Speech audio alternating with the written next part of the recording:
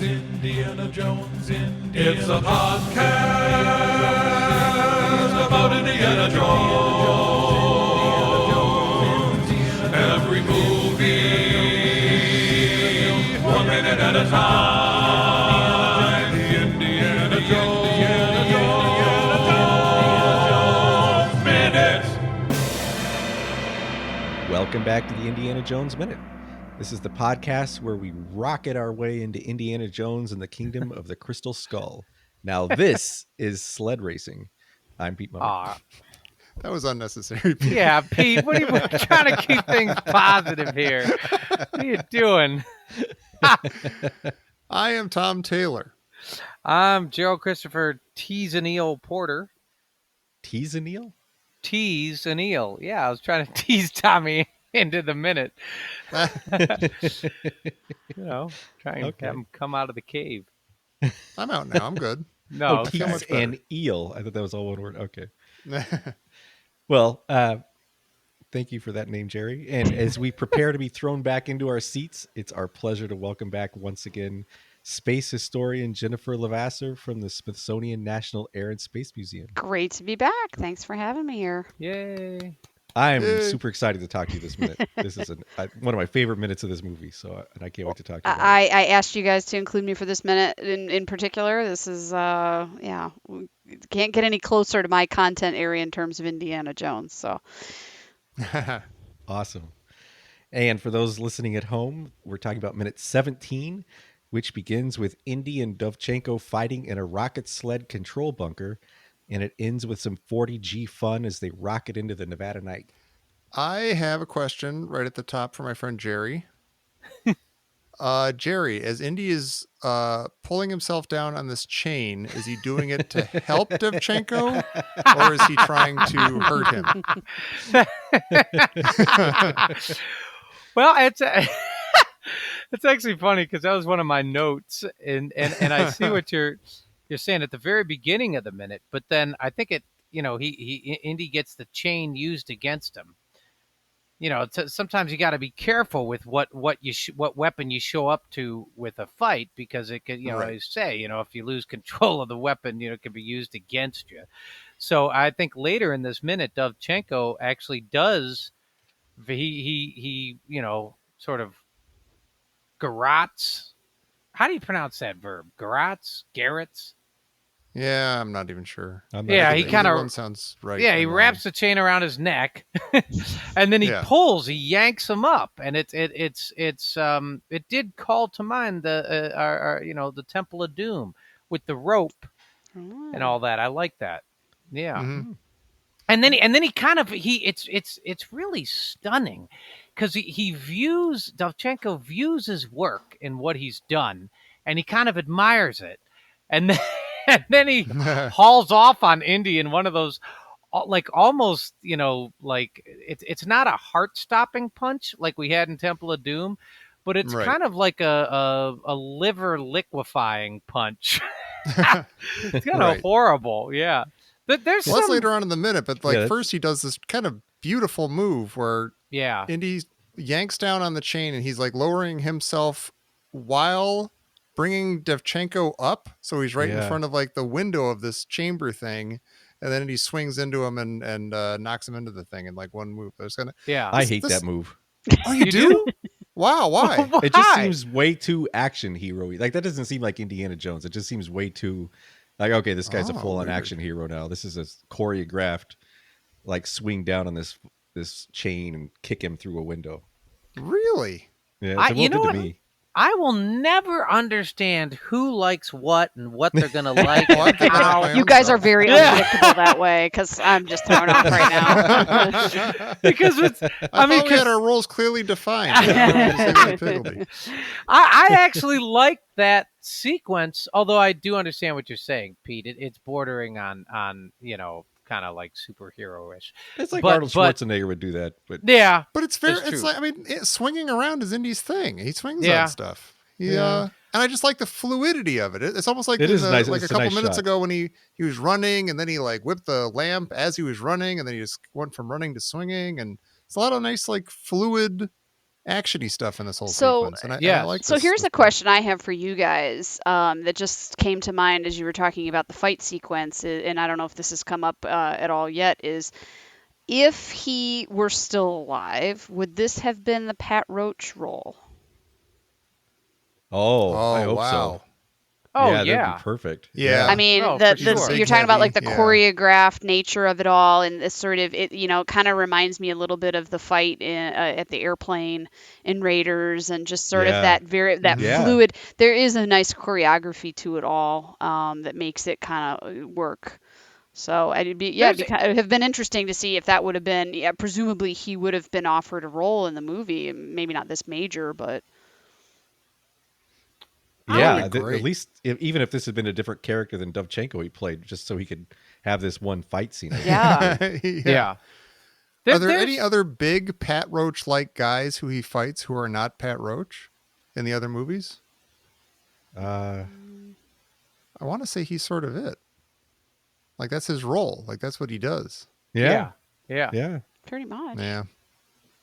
Good night, funny man. There's, there's. I like how you mentioned the fight, and there's, Jennifer, and there's at second 27, there's a perfect Indiana Jones stylized slug. Like you see him, he's kind of on the grating or whatever, kind of, and he's like he kind of gets a second wind for a second. He's like, "Why, I'm gonna get up," and then this fist comes down and hammers him in the jaw. Yeah, and it looks so Raiders-y. I have to agree. I'm thinking of when he's beating up the Nazi and the submarine out right near the submarine. Yeah, and he's just wailing on him. Yeah. I'm going to say this minute has some very Indiana Jones horrific violence in it.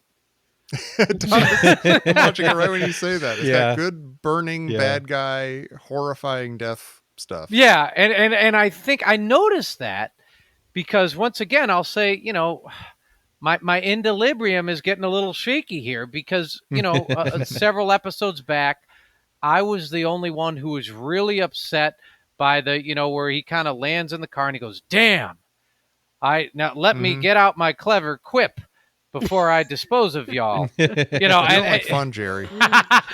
But then, and I was kind of like, yeah, this is going to be like that family fun time, beluga, the horn and the clown nose.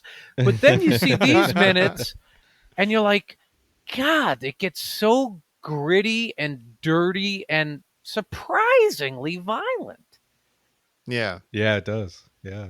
Yeah, the fight itself is very it's very visceral, hard and tough, and yeah. And then a bunch of guys get burned. They get immolated. That was the word, immolated. Yes. And you it's guys horrible. are getting way ahead. I know, but we're excited, Pete. Yes. And the screams. I mean, the screams are horrifying. Well, if we go back about a minute, to the early part. You actually said, "Oh no," when Jerry said like second 20. Like, "Oh no, wait just a minute." So Indy kicks Dovchenko through a window, and I've got a lot of questions for you about this control bunker.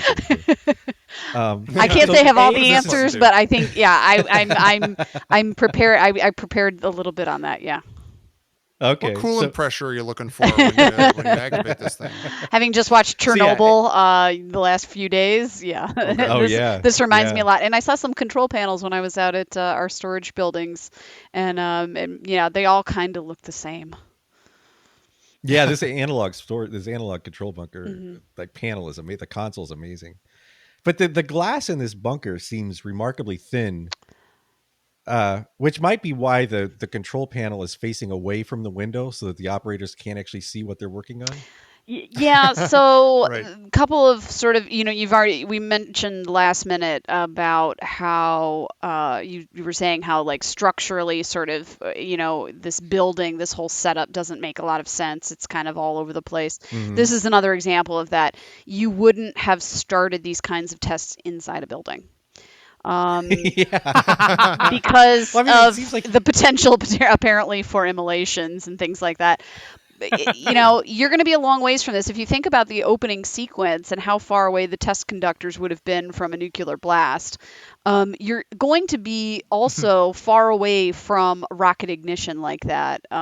So they're not going to be like right next door. So yes, the glass is way too thin to protect you from something like that. Now, I have been in a control room in a launch facility where it is relatively close, but still not this close. And it's down at what was Patrick Air Force Base, so Cape Canaveral, where the first astronauts launched from. I went to the launch control center where the very first American was launched from, Alan Shepard, back in 1961.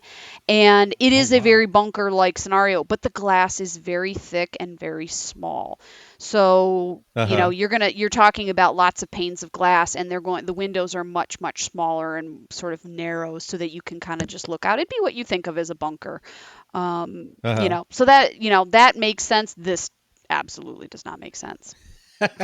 Well, also, like when I was thinking about this, if you ignite a rocket in an enclosed space, an enclosed concrete space, and then shoot it down a tunnel, it seems like you're literally shooting somebody out of a gun. Yeah, so we should clarify what this is and is not. It is a mashup of a rocket and a jet engine.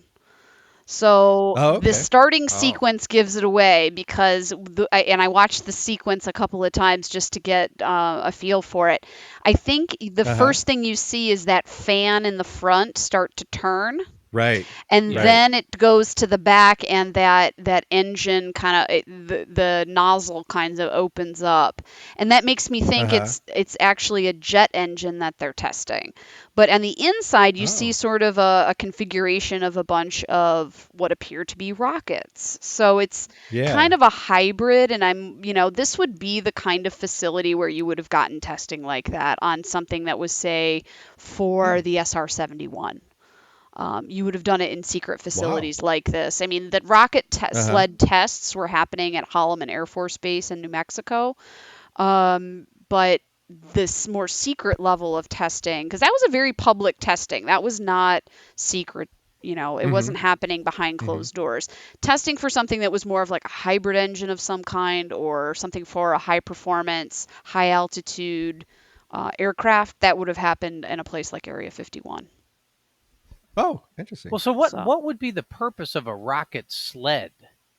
So, good question. Rocket sleds are meant to test a bunch of different things that are, trying to be understood at the time. You've already passed the era when we're trying to understand humans going fast. So Chuck Yeager has already broken the speed of sound by this point in the 50s. What they were trying to understand with rocket sled testing is not the acceleration factor, but the deceleration factor. What are the forces that are acting on the human body in particular? The people who are testing, actually, you've got engineers that are developing these things, but it's actually medical doctors and aerospace medicine doctors who are the people sitting in the seat. So there's a couple of really high-profile names that come up when you talk about rocket sled testing, and the things that they're trying to observe, because there's cameras usually all over these rocket sleds. You're trying to observe, and like they're ones that can be slowed down, and that's the stuff you can find on YouTube today of rocket sled testing. You can see what happens to his face and things like that. But they were looking to see what would happen to the human body when you decelerate, and they were trying to learn too about ejection seats, because there is an element of if you're going fast, the ejection seat is going to move away, but it's going to move at a slower rate. So they're looking at all these different kinds of effects on the human body. So you've got one guy in particular who is the subject of most of what you would see if you looked up rocket sled test on YouTube, at least of that era. And his name is John Stapp, and he was a U.S. Air Force flight surgeon. And the other name that comes up, and he kind of veers off into the more space medicine side of things, is a guy named Randy Lovelace, who would be famous to most anybody as the director of the Lovelace Clinic, which is the clinic that tested the original Mercury astronauts. So he was actually he was a doctor who, in the interviews that I know that had been done with him, basically his statement was, I'm not going to put anybody else in that position of, being in danger if I don't know the dangers myself. So he was willing to put himself in it, going hundreds of miles an hour to be able to understand what it felt like and what, and I find it interesting that it's doctors, actual medical doctors, who are doing this kind of work. That is cool. Yeah, totally. That's cool. And I watched a couple of those videos of John Stapp doing that. And his face, it's amazing. His face looks exactly like their face will look in the next minute. Yeah, what's funny is that I talked to somebody about it. I mentioned that I was going to be talking about him and the rocket sled, and somebody said, this was somebody at the museum, and I think he passed away in the 90s, and they said that he had actually come to the museum for something at one point, and they were amazed at how low his jowls hung, and they wonder how much it had to do with the fact that he had blown his face off basically by doing this. Yeah, they said it's like his cheeks just kind of drooped down really noticeably, and so it's kind of hard. And having looking at pictures of him from back then, he has a little bit of that, but it's like if you look at a photo of him later in life, it's clearly very. That's noticeable. awesome. So, yeah. I was just going to ask you, what did they discover? Is it horrible? Yeah, or is it... you get.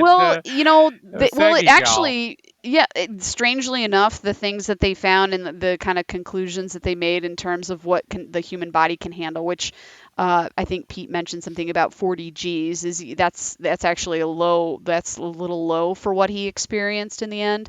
The reports are 46.2 Gs. Wow. But what it actually goes to inform that everybody would be thankful for today is it informs the system that restrains your seatbelt in your car. Wow. So wow. So one of the things, and then also the configuration of seat belts and other kinds of harnesses. And so one of the things they were testing is how to restrain the body from moving forward. And there are some videos, if you I don't know if you saw this one, Pete, it's where they don't strap the dummy. They were doing tests on dummies for a while, and they don't really strap the dummy in, and the dummy flies just hundreds of feet in front of the sled. It was really scary looking. So yeah, that poor dummy. But yeah, I did see that John Stapp experienced temporary blindness after the test. He had because one of the things it did was actually caused blood vessels to burst in his eyes, and the video of how they examined him is just really awful.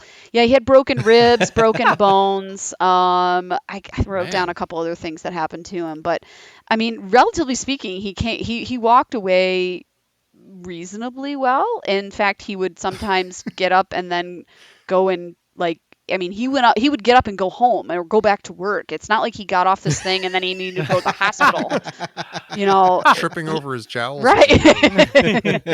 Yeah, he just kind of walked away from most of it. I mean, is that the sort of thing, how do you prepare for that? I mean, do push-ups? You know what I mean? What do you do? Make sure you floss? Yeah.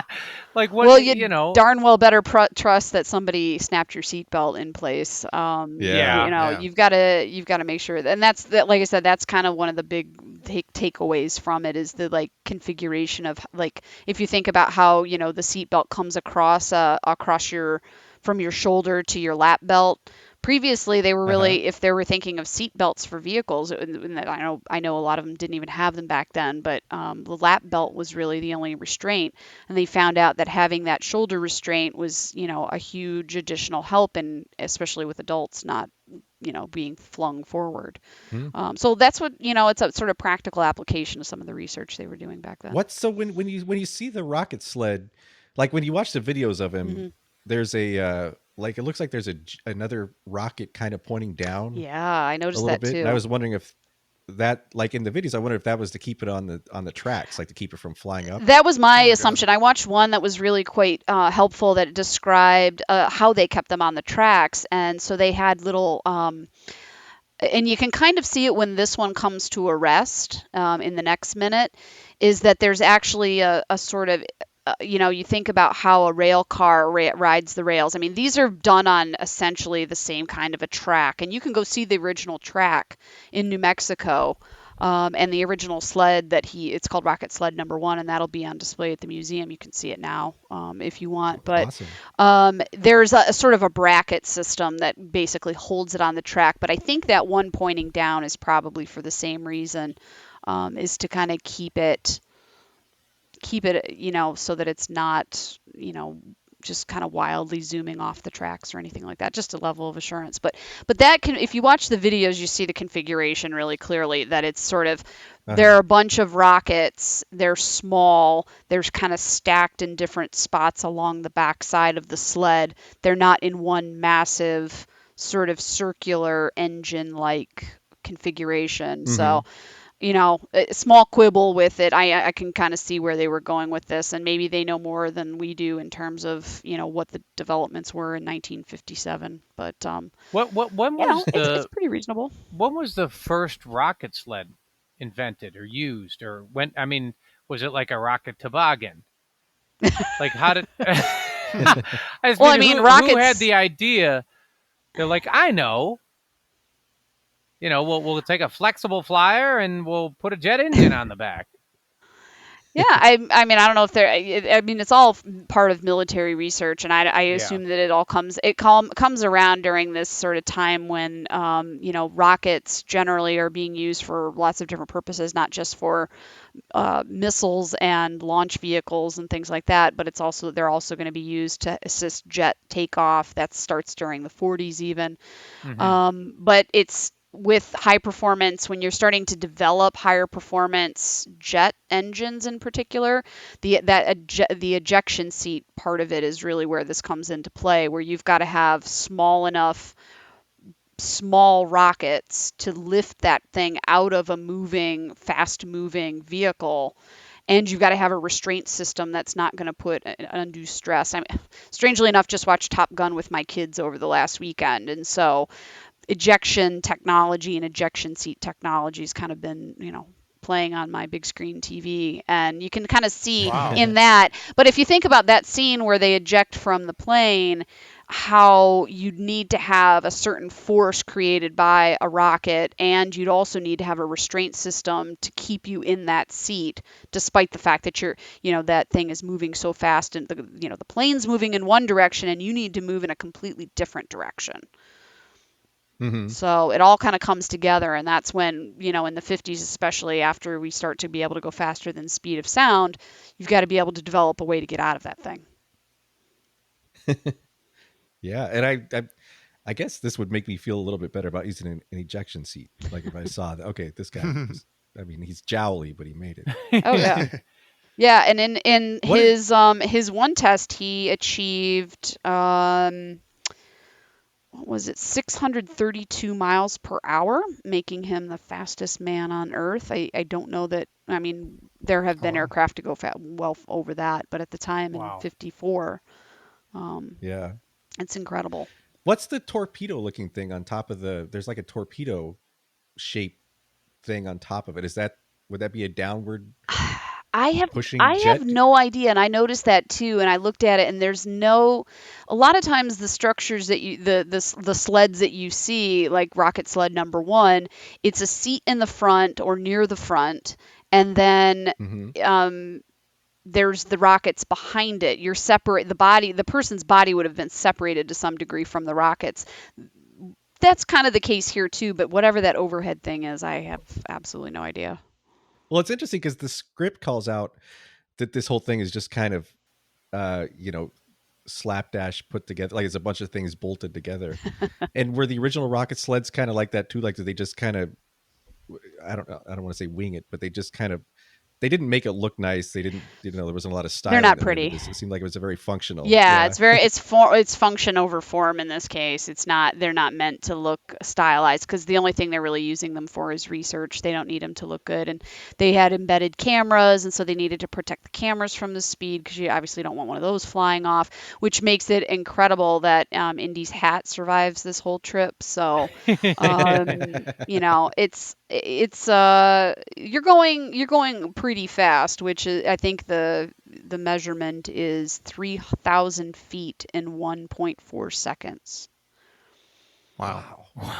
So it's it's kind of shocking, and I we'll get into it in the next minute, but the part that's really the sort of the research component of this, what they're trying to understand is the deceleration and how they decelerate.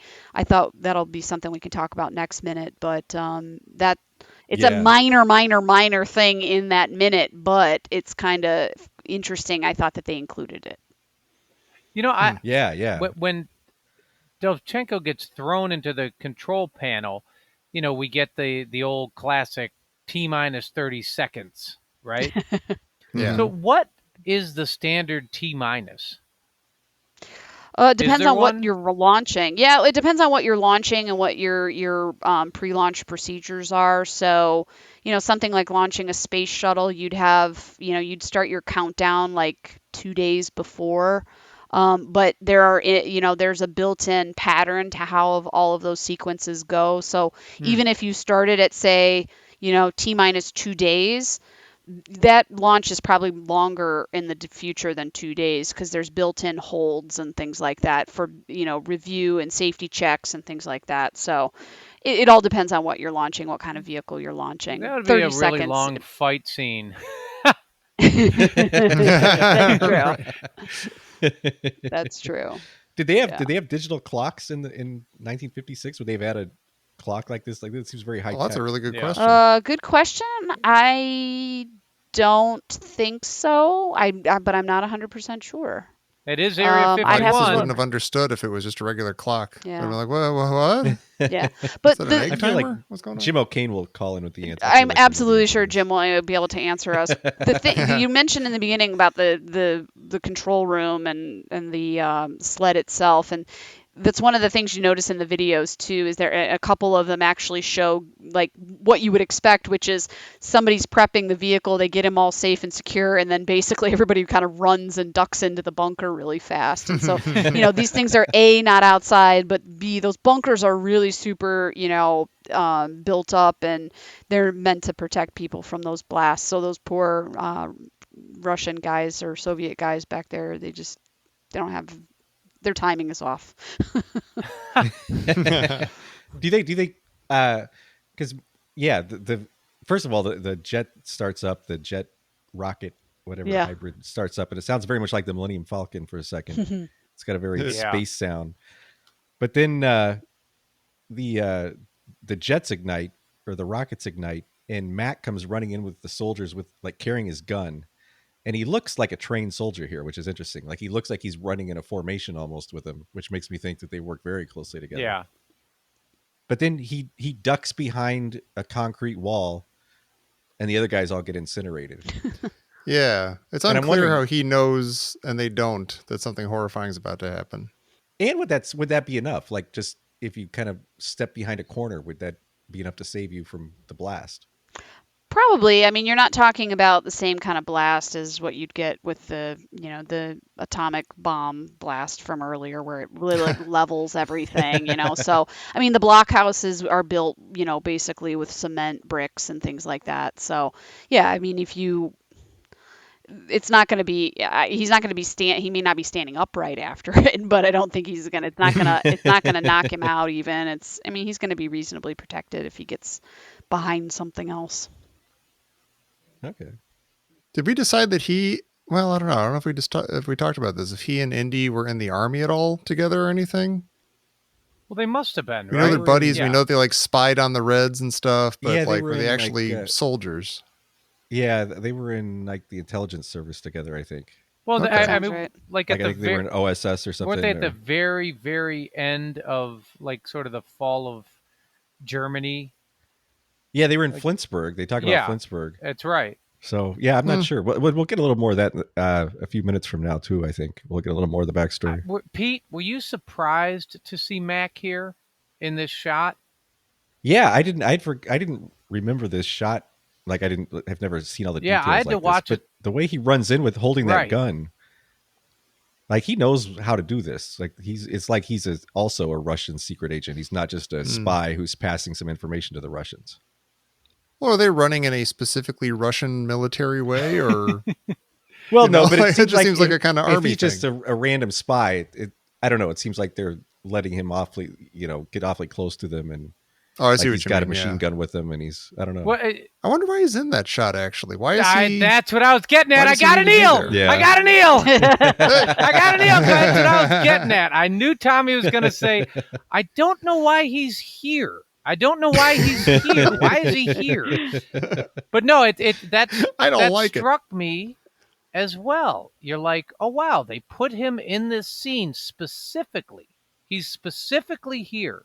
Well, we've got to quickly know after that car crash that he survived. I mean, we cannot be trusted to think that we can't be trusted for too long to think that he's dead. That guy's having a rough day. I wonder if it makes the death of the soldiers more horrifying or something to have somebody survive, to have somebody like, oh, he's fine. That's what could have happened to him is what's happening to those guys. I don't know. Their screams are pretty visceral and brutal. Yeah, I can't imagine that being less upsetting. What do you think, Jennifer? Do you like Mac? What do you think about Mac? No, I'm not a fan. It was funny because a lot of times when you guys do these kinds of things, or I'm listening to the show or whatever, I'll look up, what else has that actor done? I just did not look this one up. I just had no I wanted to see about how Cate Blanchett got in it and involved, because she's just amazing, generally speaking. I just had no interest in finding anything out about him, because there's a lot of times where it's, that guy's been in this show and that show, and I'm like, you know what, I don't really care. Well, is it so what is it? Because we're trying to there's a Mac watch, and it's cloudy, it's actually storming, and we're trying to see what is it about Mac. Is it the character, or is it how he's acted, or is it just like his role in the story? Yeah, I mean, to me, I think it's a little bit of a, if you've got somebody who's a secret agent of some kind, and then he's a double agent, and, I'm really a triple agent, there's a point at which it loses any, we've seen, I think since this time, and even between the time this probably was originally conceived, there were enough other programs about spies and other, intelligence things. I mean, I'm thinking even now, like, I think my viewing of this is definitely skewed by something like The Americans, or some of the other spy movies that have come out that really do it right and are more realistic. This just seems really kind of unrealistic, and what about this guy's personality makes him trustworthy in the first place? I'm not sure. So I just don't see him fitting into. I mean, I think I see what they were going for and why you'd have somebody who was his, his buddy from OSS or whatever it is. I can see why you'd want somebody. I just don't think that. I think they kind of took it a little too far. Yeah, I still hold it. He is, for me, the least likable character in any Indiana Jones movie. Like, I just can't get on board with him. I'm trying. See, I don't know if I find him unlikable. I just don't know what he's doing. I don't know what he's like Jennifer said, like it's the triple cross and everything. It's like, what are you doing? What's what? Yeah. Does it matter? I mean, that's so interesting that you're a double agent and a triple agent. I would have much rather had more time. And I think that's where this, like if you're gonna make a movie with somebody like Harrison Ford in the late 2000s, or mid 2000s, when he's already 60? How old was he when he made this? In his late 60s. He's 60 something years old.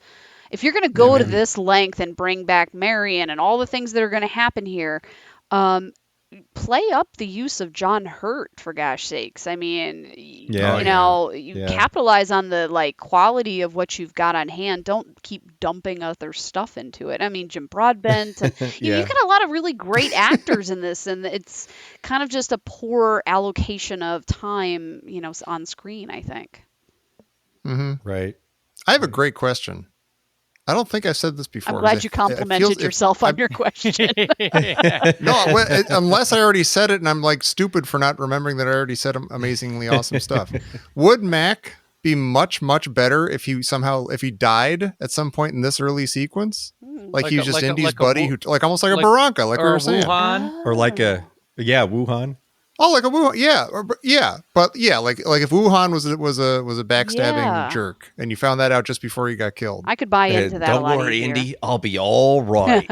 I'll be all right, whatever that means. Boom. I will say, in Ray Winstone's defense, he's an excellent actor, and he's cool in a lot of stuff. And everybody should go see "Sexy Beast" that he's in with Ben Kingsley. It's awesome. Oh. So there you go. It's not his fault. He's just a weird character. Yeah, Mac is just a weird character on the page. And maybe that's part of why we can't get kind of like jump onto this whole thing, is just that he's not fitting into the mold that's already existed with the other films. That somebody kind of Indy's got a buddy who then is gone after the first 10 minutes. Are there too many people? Maybe we'll get to this later. But there are a lot of different people. Yeah. There might be. There's not. Although there were a lot of people in Raiders too. But I'm thinking, it's one of the things I noticed is there's not a lot of. I didn't feel like there was a lot of background characters, like just actors in the background. Oh, interesting. I mean, there's just not those kinds of like open air kinds of scenes where you feel like they're in an environment with other people. Right. And there were a lot of people in Raiders, but a lot of characters in Raiders, but they all did something. Yeah. Oh no, like everybody had a strong. Yes. No, but I'm saying like Mac after the sequence, like this opening whole section in Nevada, he doesn't do anything. He doesn't need. He's around, but he doesn't do anything. Yeah. But we're getting ahead. We all hate Mac. That's the important. Speaking of getting ahead, any other thoughts on this minute, or are we getting ahead? Beepity beep. I'm just disappointed that it didn't turn out that the whole reason for the rocket sled was so that Santa could make all his deliveries in one night and get to all the houses. That's actually what I thought it was. That's that Area 51. That's what they do. Like where they Rudolph's red nose is some patented just sort of uranium, like plutonium, gives something or other. Mannequin kids little fake presents. Yes, it's like the desert of misfit toys. Yeah. Those hedgehogs were all toys at one point. Well, speaking of misfits, yes, this just in from Professor My Sister. Beep beep beep beep. Christy Porter. Why are they riding a missile? What would Freud say? Well, don't be mizzled, brother. Well,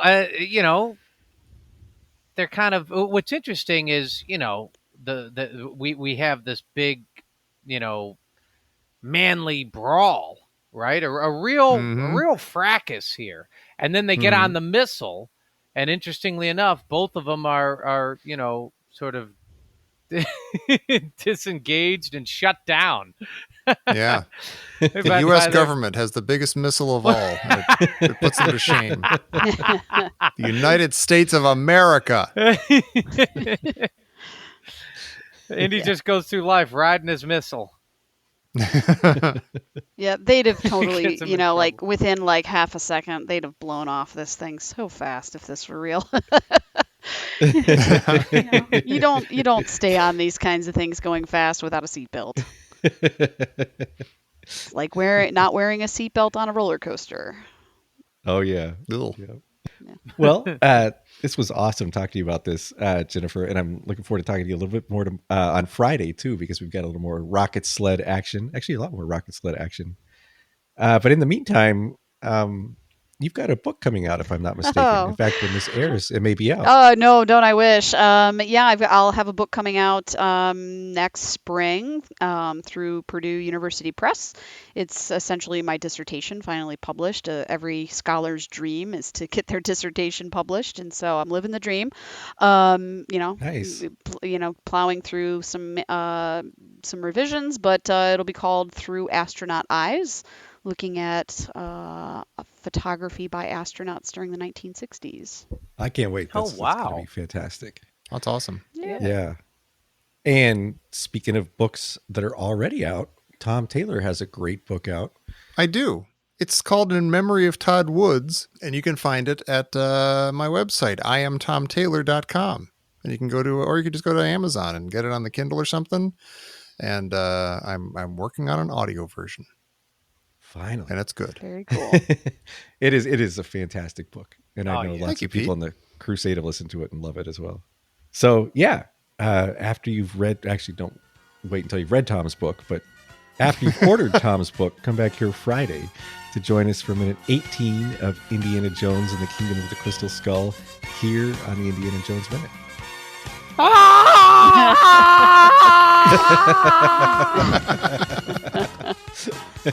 Your screams would be ripped away on something like that rocket sled, that's for sure.